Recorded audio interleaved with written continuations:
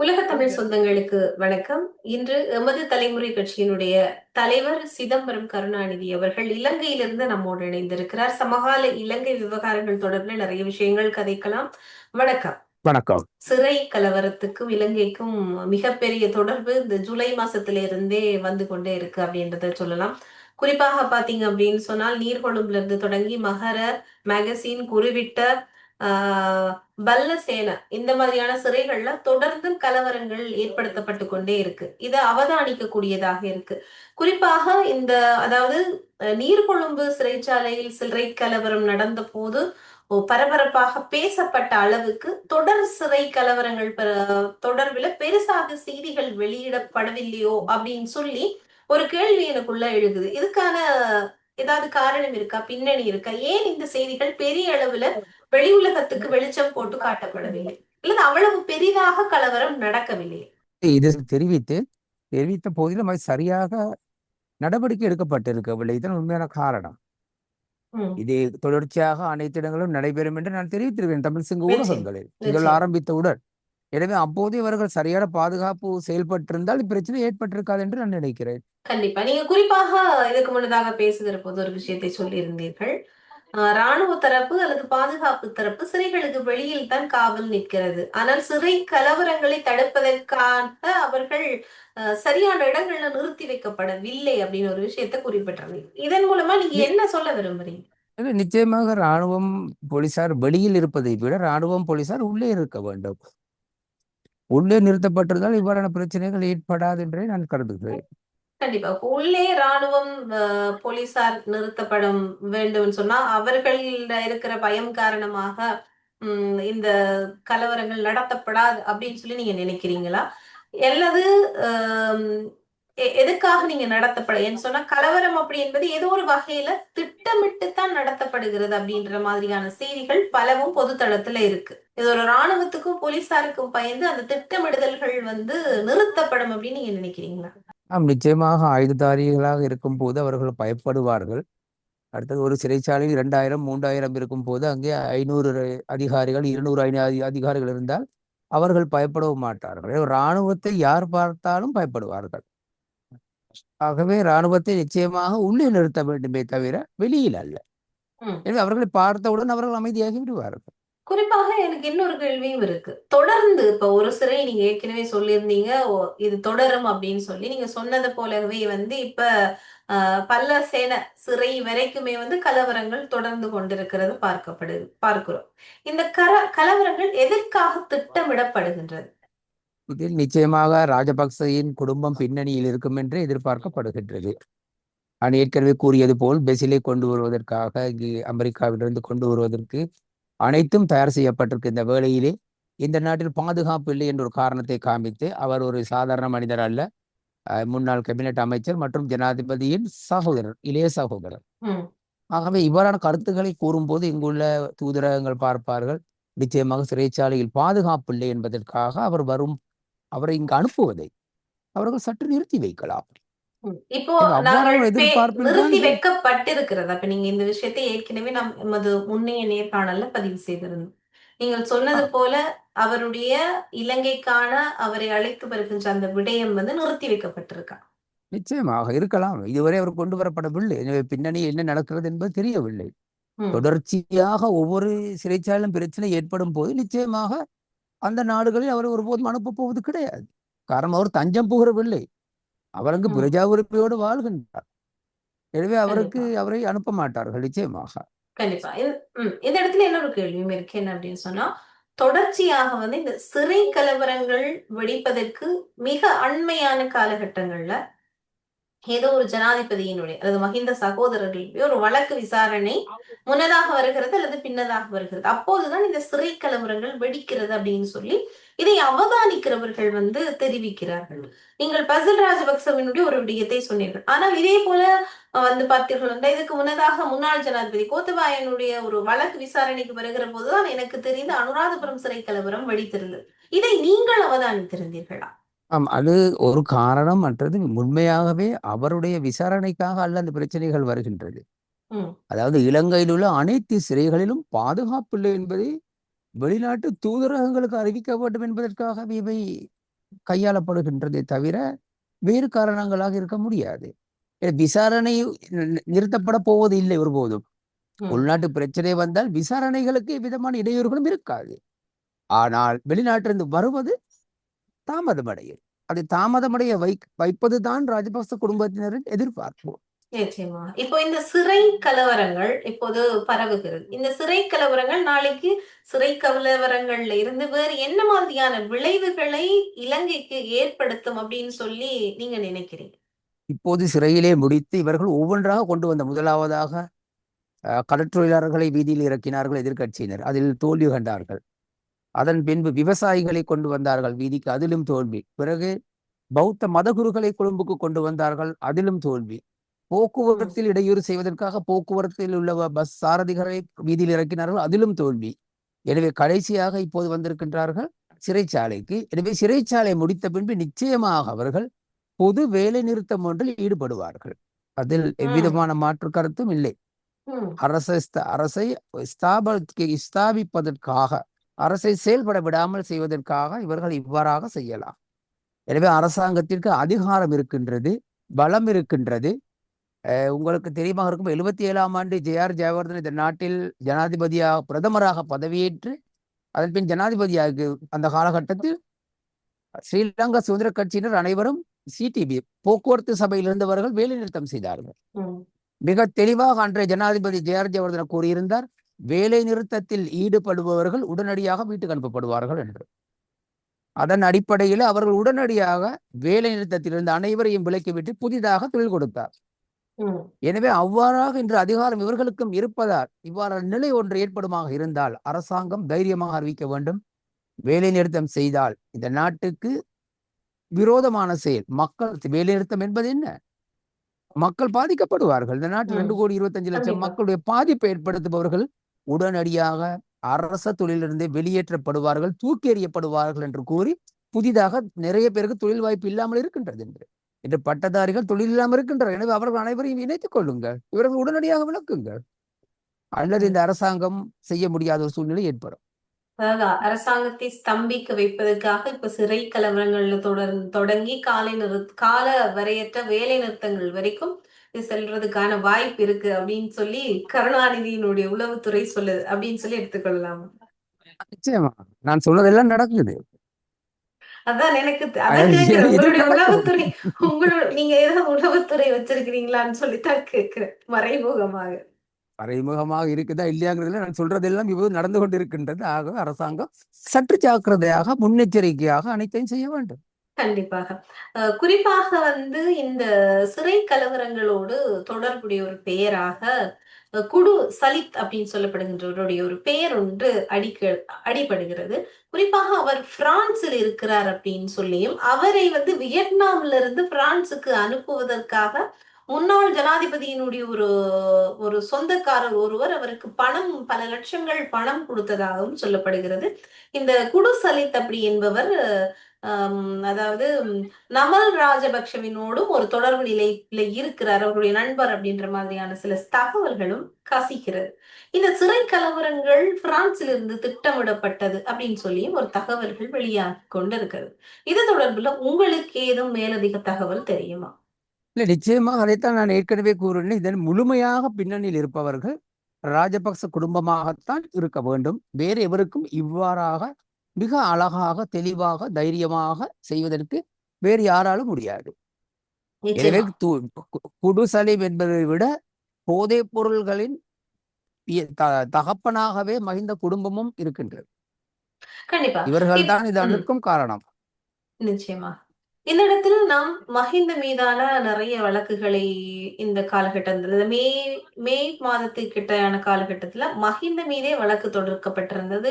அதை நாம் பார்த்திருந்தோம். ஆனா இந்த இடத்துல ஒரு முக்கியமான ஒரு விடயத்தை நாம் மறந்து விட்டோமோ அப்படின்னு சொல்லி எனக்கு அடிக்கடி தோன்றுகிறது.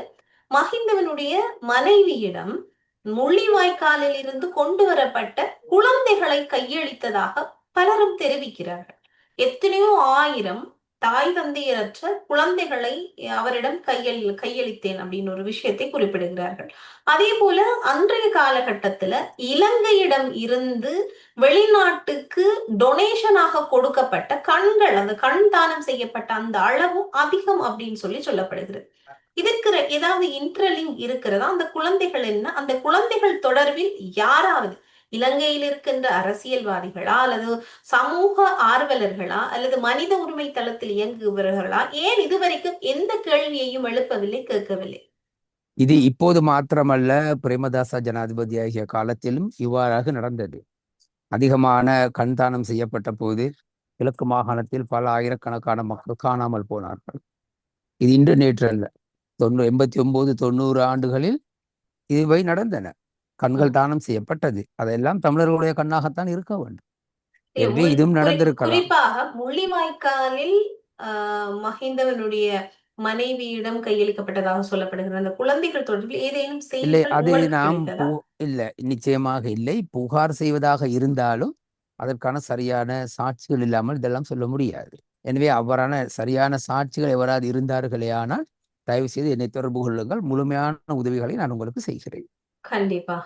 இந்த இடத்தில் அடுத்து முக்கியமாக இலங்கை அப்படின்னு சொல்லி எடுத்துக்கொண்டாலே இப்போது தென்னிலங்கையை பொறுத்த வரைக்கும் அதிக அளவிலான துப்பாக்கி சூட்டு சம்பவங்கள் தொடர்ந்து நடந்து கொண்டே இருக்கிறத பார்க்கக்கூடியதாக இருக்கு. இலங்கையினுடைய நீதிமன்றத்துக்குள்ளேயே துப்பாக்கி பிரயோகங்கள் எல்லாம் நடந்த அந்த வரலாறுகளை எல்லாம் நாம் இந்த அரசு ஆட்சி அமைத்ததுக்கு பிறகு பார்த்து கொண்டிருக்கிறோம். அந்த வகையில் இன்று இந்த நேர்காணல் நாம் பதிவு செய்கின்ற போதும் ஒரு மிகப்பெரிய துப்பாக்கி சூடானது நடந்திருக்கிறது மாளிகாவத்தில். உண்மையாக என்ன நடந்தது? நீங்கள் எனக்கு தெரியும் இந்த நேர்காணலுக்கு வருகின்ற தருணத்தில் அது நடந்திருக்கிறதுக்கான வாய்ப்புகள் இருக்கு. அந்த வழியில நீங்க அதை பார்த்து அது பற்றி சொல்லுங்கள். யார், எதற்காக இந்த அதிரடியான ஒரு துப்பாக்கி சூட்டு சம்பவம் மாளிகாவத்தையில் நடந்திருக்கிறது? இதே பாதாள குழுக்களிடையே அடிக்கடி இங்கு நடைபெறுகிறது. இது புதிதானதாம் அல்ல. அவர்களுக்குள் இரு பகுதியினருக்கிடையே நடைபெறும் ஒரு போராட்டமாகவே இருக்கின்றது. எனவே இதில் யார் சரி யார் பிழை என்று கூற முடியாது. இரு பகுதியினரும் பாதாள உலகத்தினர் அல்லது பாதாள உலகின் உறவினர்களாக நெருங்கிய உறவினர்கள் தான் குறிவைக்கப்படுகிறார்கள். குறிப்பாக இவர் கஞ்சிப்பாணி இம்ரானினுடைய மாமனார் அப்படின்னு சொல்லப்படுகிறது. ஒரு சிசிடிவி காட்சியும் இப்போது வெளியிடப்பட்டிருக்கிறது. இது பாதாள உலக குழுக்களுக்கிடையேயான சண்டை அப்படின்னு சொல்லி தான் கட்ட செய்தி வந்திருக்கா? கஞ்சிப்பாணியின் மாமாவுக்கு பாதாள உலகத்தோடு தொடர்பு இல்லாமல் இருக்கலாம். எனவே சிலர் கஞ்சிப்பாணியை பழி வாங்குவதற்காக கூட அவரை சுற்றிருக்கலாம்.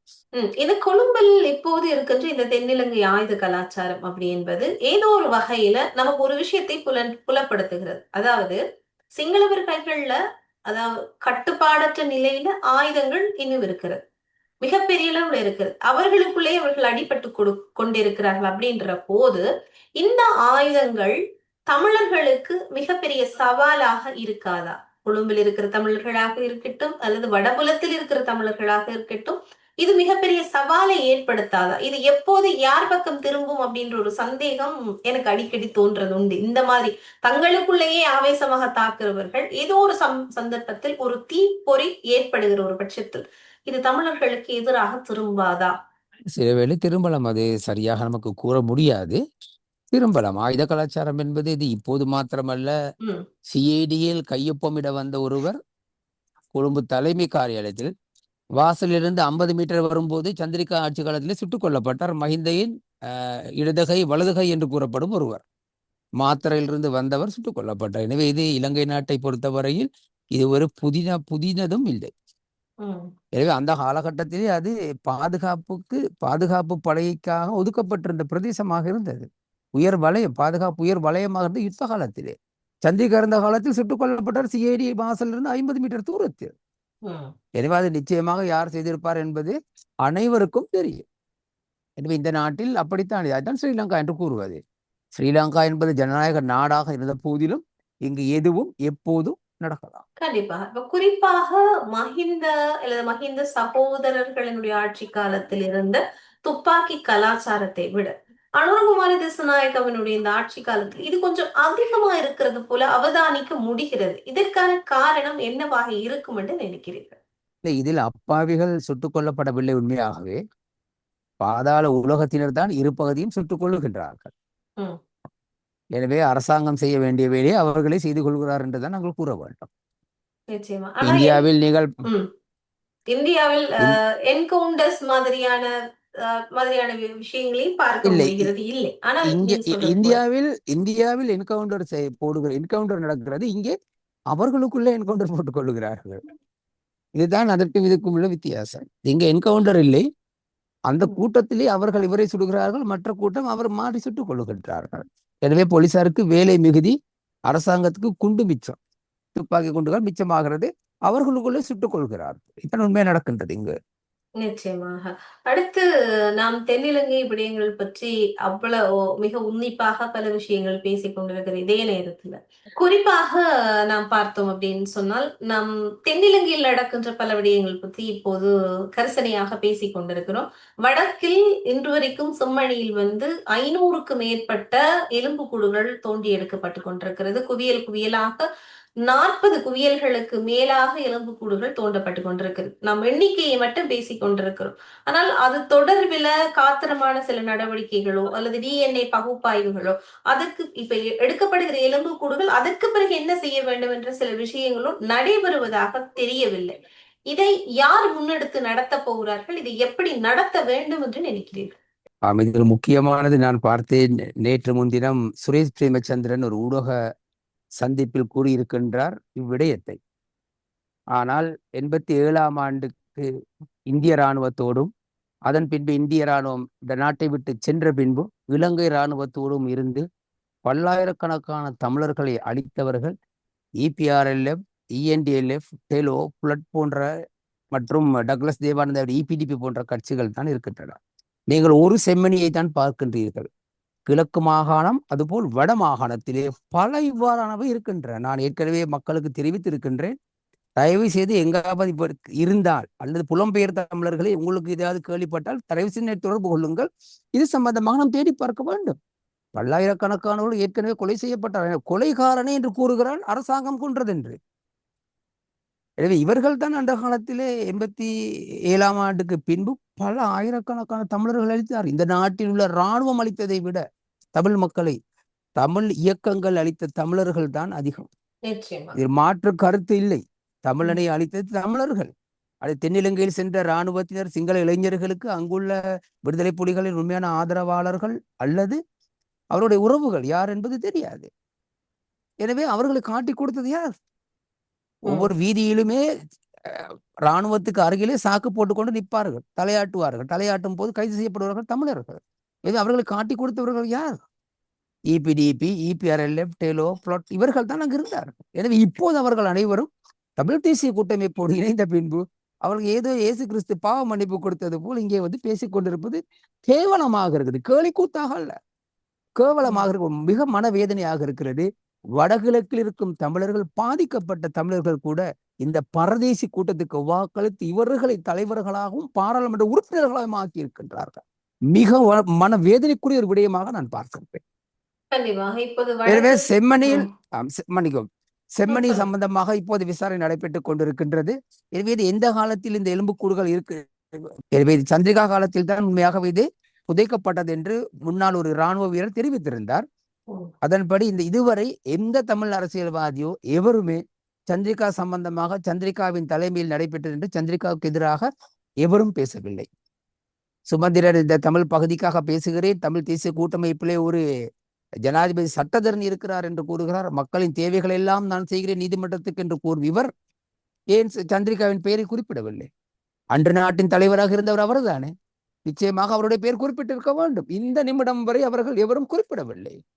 நிச்சயமா. எனவே இவ்வாறாக பெரும்பான்மை சமூகத்துக்கு விலை போகும் அடிமைகளாக சுமந்திரன் போன்றோர் இருப்பதால் தான் இந்த சமூகம் நாசமாகிறது. எதிர்காலத்திலாவது தமிழர்கள் சற்று சிந்திக்க வேண்டும். இப்போது தமிழ் தேசிய கூட்டமைப்பு இறந்து விட்டது. எனவே எதிர்வரும் மாகாண சபை தேர்தலில் அது சுடுகாட்டுக்கு அனுப்பப்படும். அதில் எவ்விதமான மாற்று கருத்தும் இல்லை. கண்டிப்பா. இந்த இடத்துல குறிப்பாக மாகாண சபை தேர்தலுக்கான நகர்வுகள் நகர்ந்து கொண்டிருக்கிற இந்த நேரத்துல கூட்டணிகள் தொடர்புல குறிப்பாக வடக்கு மாகாண சபையினுடைய முதலமைச்சர் தொடர்பில் நிறைய விஷயங்கள் பேசப்பட்டு கொண்டிருக்கு. அது தொடர்பில் உங்களுடைய கருத்தை சுருக்கமாக பதிவு செய்யும். பலர் போட்டி போட்டு கொண்டிருக்கின்றார்கள். ரீச்சா பாஸ்கர், டாக்டர் அர்ஜுனா, சுமந்திரன் என்கின்றார். அவரும் போட்டு அவர் தோல்வியடைந்தவர். பாராளுமன்றத்திலே மக்கள் ஒதுக்கப்பட்டவர். அவரும் வருகிறேன் என்கின்றார். நீதிபதி இளஞ்செழியர் அவரும் வருகிறேன் என்கின்றார். எனவே எல்லோரும் இளைஞர்களுக்கு சந்தர்ப்பம் கொடுக்க வேண்டும் என்று கூறும் இவர்கள் எதற்காக வயோதிபர்களை அழைக்கிறார்கள்? ஒரு நீதிமன்றத்தை ஆக குறைந்து ஒரு நாளைக்கு 100 வழக்கு தான் வரும். அதுக்கு மேல் வருவது சந்தர்ப்பம் இல்லை. எனவே இந்த நாட்டில் போய இருக்கிறது இடையிலும் லீவரும் ஆக கொண்டு 18 நாள் தான் நீதிமன்றம் இருக்கும். எனவே 1800 வழக்கு தான் இருக்கும். 1800 வழக்குகளை இவருடைய 60 வயதுக்கு பிறகு இவரால் கவனிக்க முடியாது, கஷ்டப்படும், இவருக்கு சரியான தீர்ப்பு சொல்ல முடியாது என்பதற்காகத்தான் இவருக்கு ஓய்வூதியம் கொடுத்து அனுப்பப்படுகின்றார். இதை ஏற்றுக்கொள்கிறீர்களா? அதுக்காக தான் 60 வயதில் அனுப்புகின்றார். எனவே 1800 வழக்குகளுக்கு தீர்ப்பு சொல்ல முடியாத இவரால் வடமாகாணத்திலே சுமார் 11 லட்சம் மக்கள் இருக்கின்றார்கள். 11,50,000 அன்னளவானவர்கள். அவர்களை இவர் பார்த்துக் கொள்ள முடியுமா? இவரால் அவர்களுக்கு தீர்ப்பு சொல்ல முடியுமா? அவர்கள் பிரச்சனையை தான் தீர்க்க முடியுமா? எனவே வயோதிபர்கள் நீங்கள் ஒதுங்கி விடுங்கள். பென்ஷன் கொடுத்து விட்டார்கள். எவரை பார்த்தாலும் நோய் இருக்கின்றது. கேட்டால் எனக்கு சுகர், கொலஸ்ட்ரால், பிரஷர் என்கின்றார்கள். போலீஸ் வரும்போது ஆஸ்பத்திரிக்கு செல்கிறார்கள் அனைவரும். எனவே இப்போது சொத்து விவரம் அல்ல கொடுக்கப்பட வேண்டும், நோய் இருக்கிறதா என்று பார்க்க வேண்டும். பார்த்து நோய் உள்ளவர்கள் ஒதுங்கிக் கொள்ளுங்கள். தேவையற்று இடையூறு செய்யாதீர்கள். அங்கே பல இளைஞர்கள், ஆயிரக்கணக்கான இளைஞர்கள் திறமையானவர்கள் இருக்கின்றார்கள். அவர்களுக்கு சந்தர்ப்பம் கொடுங்கள். சிலரிடம் கேட்கின்றார்கள், ஏன் ஸ்ரீதரன் கேட்கக்கூடாதா தேர்தல் என்று. ஸ்ரீதரன் நல்ல மனிதன். அவர் பாராளுமன்றத்தில் இப்போது ஒரு பதவியில் இருக்கின்றார். எனவே அவர் மாகாண சபைக்கு வந்தால் என்ன நடக்கும்? அவர் வெற்றி பெற்றாலும் அந்த கட்சியில் அவருக்கு முதலமைச்சர் பதவி கொடுக்கப்பட மாட்டாது. எனவே எழுதி கொடுப்பதல்ல, அவர் தலைமை வேட்பாளராக நியமித்து கூட வெற்றி பெற்ற பின்பு அவருக்கு அந்த பதவி கொடுக்காமல் இருக்கலாம். காரணம், அது கூட்டணி. இபிடிபி, இபிஆர்எல்எஃப், டெலோப்ளோட் இவர்கள் அனைவரும் ஒன்றாக இணைந்து வெற்றி பெற்ற பின்பு நிச்சயமாக ஸ்ரீதரனை ஒரு சாதாரண மாகாண சபை உறுப்பினராக நிறுத்திவிட்டு இன்னொருவருக்கு முதலமைச்சர் பதவி கொடுப்பார்கள். இது சதி. எனவே ஸ்ரீதரன் மாகாண சபைக்கு வரும்போது அவசரப்பட்டு வந்து விட்டால் அங்கே மிக இலகுவாக சுமந்திரன் பாராளுமன்றத்துக்கு சென்று விடுவார். இவர்கள் ஒரு பெரிய சதி செய்கிறார்கள். எனவே எக்காரணம் கொண்டும் என்னை பொறுத்தவரையில் சுமந்திரனுக்கு அந்த பதவி கிடைக்கக்கூடாது. மாகாண சபையின் சுமந்திரன் தேர்தல் கேட்டால் தோல்வி அடைய வேண்டும். சுமந்திரன் இறக்கும் வரையில், சுமந்திரன் அந்த கிறிஸ்தவ மொழியில் கூட மறிக்கும் வரையில் எந்த விதமான மாகாண சபை பதவியோ பாராளுமன்ற பதவியோ அவருக்கு கிடைக்கக்கூடாது. ஆகவே ஸ்ரீதரன் கட்டாயமாக பாராளுமன்ற உறுப்பினராக இருக்க வேண்டும் ஒழிய மாகாண சபைக்கு வரக்கூடாது என்று நான் கூறுவதில் இதுதான் காரணம். வந்தால் நிச்சயமாக ஒரு மாகாண சபை உறுப்பினராகத்தான் இருக்க முடியுமே ஒழிய அவருக்கு ஒருபோதும் முதலமைச்சர் பதவி கொடுக்க மாட்டார்கள். அது முதலமைச்சர் பதவி என்பது சுமந்திரனோ அல்லது யாரோ தனியாக ஒருவர் எடுக்க முடியாது. சுமந்திரனோ அல்லது இன்னொருவராலோ அந்த பதவி தனியாக ஒருவருக்கு கிடைக்கப் போவது கிடையாது. நிச்சயமாக அந்த கூட்டத்தில் வெற்றி பெற்ற கூட்டம் தான் தீர்மானிக்க வேண்டும் யார் முதலமைச்சர் என்று. அந்த சந்தர்ப்பத்தில் இபிடிபி, இபிஆர்எல், டெலோப்ளோட் அனைத்து இயக்கங்களும் சுமந்திரனுக்கு சார்பானவர்கள். நிச்சயமாக அவர்கள் ஒரு இருவர் வருவார்கள். அவர்களை வைத்து நிச்சயமாக ஸ்ரீதரனை ஓரங்கட்டி ஒரு மாகாண சபை உறுப்பினராக நியமித்து விடுவார். எனவே ஸ்ரீதரன் அவர்கள் ஜாக்கிரதையாக இருங்கள். உங்கள் பாராளுமன்ற உறுப்பினரை விட்டு நீங்கள் வந்து விடாதீர்கள். நிச்சயமாக சமகாலத்துல இது என்னுடைய எச்சரிக்கை. இது என்னுடைய எச்சரிக்கை. கண்டிப்பா சில தரவுகள், சில தகவல்களை நீங்க முன்கூட்டியே சில இடங்கள்ல பதிவு செய்து கொண்டிருக்கிறீர்கள். குறிப்பாக அரசியல்ல அடுத்த காலகட்டத்துல என்ன நடக்க போகிறது அப்படின்றதையும் இந்த இடத்தில் சில எச்சரிக்கையாக எதிர்ப்பு கூறியிருக்கிறீர்கள். நாங்களும் பொறுத்திருந்து பார்ப்போம் என்னென்ன விஷயம் எல்லாம் நடக்க போகிறது அப்படின்னு சொல்லி. நிச்சயமாக இலங்கையினுடைய சமகால விவகாரங்கள், சமகாலத்தில் என்ன மாதிரியான சிக்கல்கள் எல்லாம் நடந்து கொண்டிருக்கிறது அப்படின்றதுக்கு எப்படியுமே சிக்கல் வராத மாதிரி சில கருத்துக்களை நீங்களும் பதிவு செய்திருந்தீர்கள். நிதானமாக நான் கேட்கின்ற கேள்விக்கெல்லாம் பிடி கொடுக்காமல் நழுவி ஓடியிருந்தீர்கள். இருந்தாலும் பல விஷயங்களை பதிவும் செய்திருந்தீர்கள். இந்த நேரத்துக்கும் நேர்காணலுக்கும் உங்களுக்கும் நன்றி. நன்றி, வணக்கம்.